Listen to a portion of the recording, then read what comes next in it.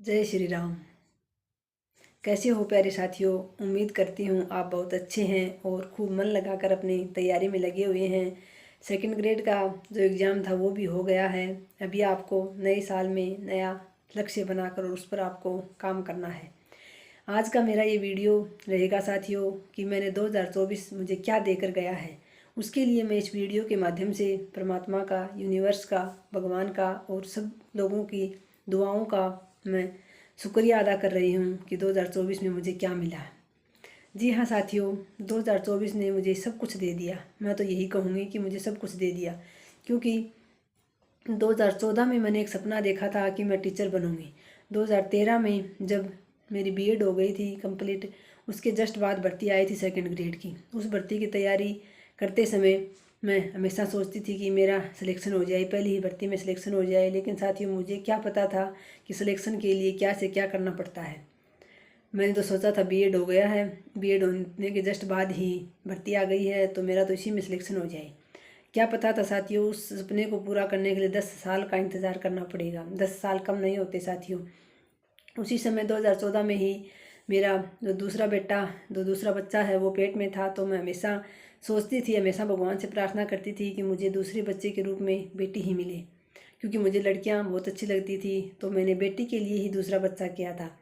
और मैं हमेशा सोचती थी भगवान से, मैंने पूरे 9 महीने यही मांगा था कि मुझे बेटी मिले और मेरी बेटी के भाग का ही मैं नौकरी भी लग जाऊं तो दो दो खुशी मुझे एक साथ मिल जाएंगी। लेकिन साथियों, कहते हैं ना कि मंजूर होता वही है जो मंजूर खुदा होता है। तो 2014 में मेरा बेटा हुआ साथियों, दूसरा बेटी भी नहीं मिली मुझे और नौकरी के लिए मुझे इतना लंबा इंतज़ार करना पड़ा। 2024-23 जो है साथियों, मैंने लगभग एक प्रकार से तनाव में, एक प्रकार से रो रो कर गुजारी है साथियों।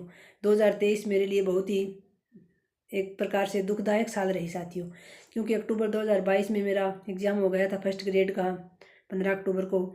उसके बाद से ही दिसंबर में सेकंड ग्रेड का एग्ज़ाम भी हो गया। फिर फरवरी में थर्ड ग्रेड का एग्ज़ाम था। जनवरी में तो मैंने जनवरी फरवरी में तो उसके लिए तैयारी की। लेकिन उसके बाद मार्च से ही साथियों ये हो गया था कि फर्स्ट ग्रेड के परिणाम आने शुरू होंगे और अप्रैल में परिणाम आने शुरू भी हो गए साथियों। लेकिन हिंदी वालों का पता नहीं क्या बुरा कर रखा था हिंदी वालों ने कि आयोग ने उसके परिणाम जारी जाके जून में किया साथियों, डबल का परिणाम।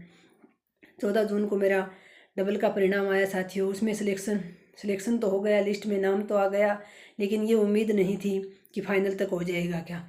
उसके बाद जून से लेकर साथियों डबल के परिणाम हिंदी का लास्ट में आया था। फिर फाइनल के परिणाम आने शुरू हो गए सितंबर में। लोगों की अक्टूबर में आचार संहिता लगी, उससे पहले लोगों ने ज्वाइन भी कर लिया। हमारी भर्ती के लोग जो हमसे बहुत सीनियर हो गए उन्होंने ज्वाइन भी कर लिया, लेकिन आचार संहिता लग गई और हमारा फाइनल परिणाम नहीं आया साथियों। 2023 तो मैं ये मानती हूँ कि मेरी ज़िंदगी का शायद सबसे कष्टदायक साल रहा है। बहुत इंतज़ार करवाया इस परिणाम ने। एक प्रकार से मैं इतनी भयंकर तनाव में थी साथियों, क्या बताऊँ। बहुत ज़्यादा ये होता था कि कब आएगा परिणाम, रोज़ाना इंतज़ार रहता था। मुश्किल से सुबह होती, दोपहर होती, फिर आरपीएससी के परिणाम शाम को 4-5 बजे जारी होते थे। मुश्किल से 4-5 बजते, फिर 4-5 बजे भी नहीं जारी होता, फिर रात आ जाती। इस प्रकार से साथियों इंतज़ार, आपको भी पता है, बहुत भारी पड़ता है। तो मैंने पूरी साल बहुत इंतज़ार किया साथियों। जाके 31 अक्टूबर को मेरा फाइनल परिणाम आया और 31 अक्टूबर के दिन जो है वो मुझे वो खुशी मिली। पीडीएफ, अंतिम जो परिणाम की पीडीएफ थी उसमें मेरे रोल नंबर मुझे मिले। तो उस समय साथियों मेरे लिए बस ये मानो मैंने तो पूरा जग ही जीत लिया था, क्योंकि 2023 में जब मेरा डबल का परिणाम आया था उसी रात मुझे बाबा बजरंगी ने सपने में कहा था कि तेरा सिलेक्शन ज़रूर होगा। और उसी दिन से मैंने नियम ले लिया था रोज़ाना नहा धो के सुबह बाबा बजरंगी की पूजा पाठ करना। उनसे हमेशा रो रो कर साथियों यही मांगती थी। मेरी एक आदत थी साथियों, मैं डायरी लिखती हूँ। यानी जो भी मेरी ज़िंदगी के जो बेहतरीन पल हैं, यानी जो अच्छे या बुरे, जो भी मुझे लगता है ये लिखना चाहिए, वो मैं लिखती थी। कल परसों ऐसे ही बैठे बैठे मैं पीछे की वो डायरी पढ़ रही थी, तो कैसे मैं रो रो कर बाबा बजरंगी से मांगती थी कि बस मुझे नौकरी दे दो और कुछ नहीं चाहिए। मेरी इस बार सुन लेना बाबा, आपकी भक्ति की बहुत बड़ी हानि होगी। यानी मेरी तो ज़िंदगी का सवाल है और आपकी भक्ति पर भी एक प्रकार से ये लग जाएगा, प्रश्नवाचक चिन्ह लग जाएगा कि इतनी इतनी भक्ति की इसने। क्योंकि आसपास में सभी लोगों को पता था कि मैं बाबा बजरंगी की कितनी श्रद्धा भाव रखती हूँ, कितनी बड़ी भक्त हूँ। तो मैं सोचती थी बाबा आपकी भी, मेरी तो हार है लेकिन आपकी इसमें बहुत बड़ी इंसल्ट हो जाएगी बाबा, आप पर से भी विश्वास उठ जाएगा। तो मैंने वो कल परसों से डायरी पढ़ी, तो मैंने जब मेरा डबल का परिणाम आया, फाइनल का आया, सेकंड ग्रेड का आया, मैं आरपीएससी में डॉक्यूमेंट वेरिफिकेशन के लिए गई, सभी मैंने जो मुख्य मेरे जो मतलब पल थे उनको मैंने ऐड कर रखा था। तो ऐसे ही पढ़ते पढ़ते मैंने देखा कि 2023 में मैंने कितनी बार पता नहीं बाबा बजरंगी से नौकरी मांग रखी है कि मुझे सिर्फ नौकरी दे दो, उसके बाद मैं कुछ नहीं मांगूंगी आपसे, ये मेरी आखिरी आप ख्वाहिश पूरी कर दो। तो साथियों वो आखिरी ख्वाहिश मेरे 2024 ने पूरी की। यानी मेरी ज़िंदगी का एक मकसद था कि मैंने इतनी साल पढ़ाई छूटने के बाद दोबारा पढ़ाई की है, तो कोई ना कोई तो मेरे जीवन का अच्छा लक्ष्य है, तभी तो मुझे भगवान ने दोबारा पढ़ाई से जोड़ा। और वो साथियों अच्छा लक्ष्य इतना अच्छी प्रकार से पूरा होगा, यानी मैं एक राजपत्रित अधिकारी के रूप में और सेवा दूंगी अपनी, ये मैंने सोचा भी नहीं था साथियों, जो मेरे बाबा बजरंगी ने मुझे दिया। थर्ड ग्रेड का एग्ज़ाम होने के बाद साथियों मार्च में सालासर जाना हुआ, बाबा बजरंगी ने बुलाया, तो उस समय हमारे परिवार के और भी लोग गए थे, तो सभी अपने अपने नारियल लेके गए साथियों।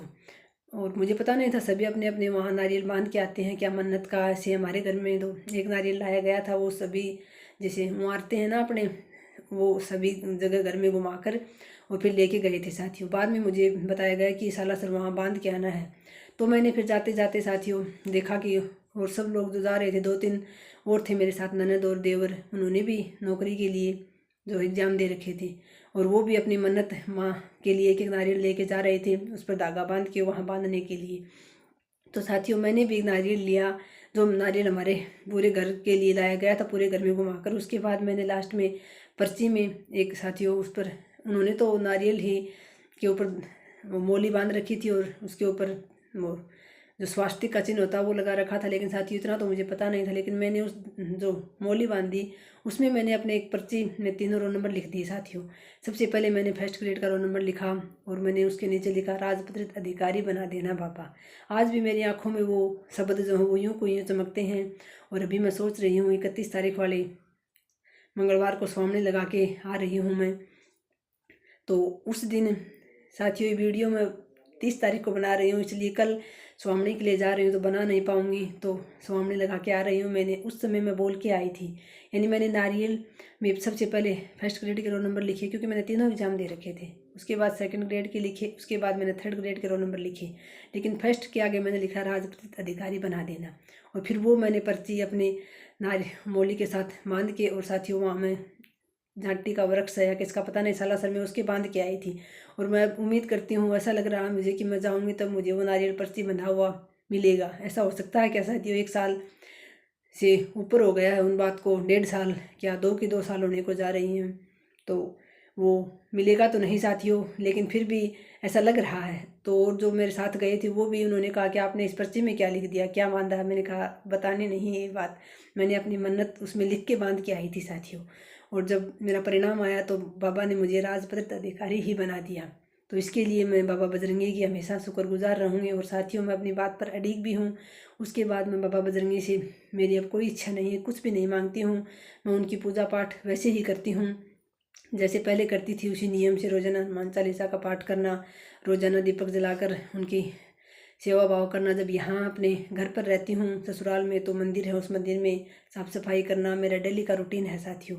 उस समय लोग मुझे बोलते भी थे, लोग क्या कहूँ साथियों, मेरे घर के सदस्य ही कहते थे कि रोज़ाना मंदिर जाती है, परिणाम आने की बात है, सब छूट जाएगा इसका मंदिर जाना।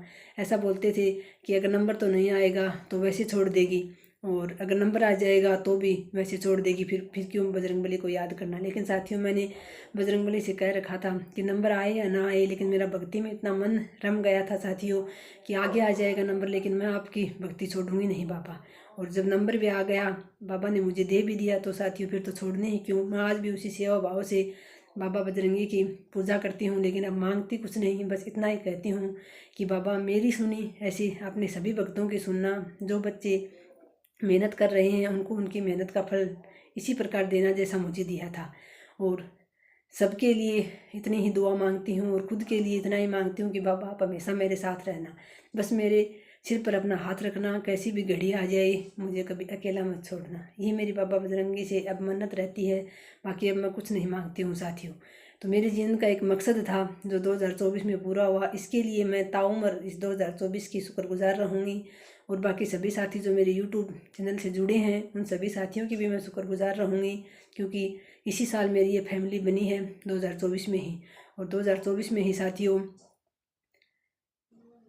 31 तारीख को मेरा स्वामी लग जाएगी।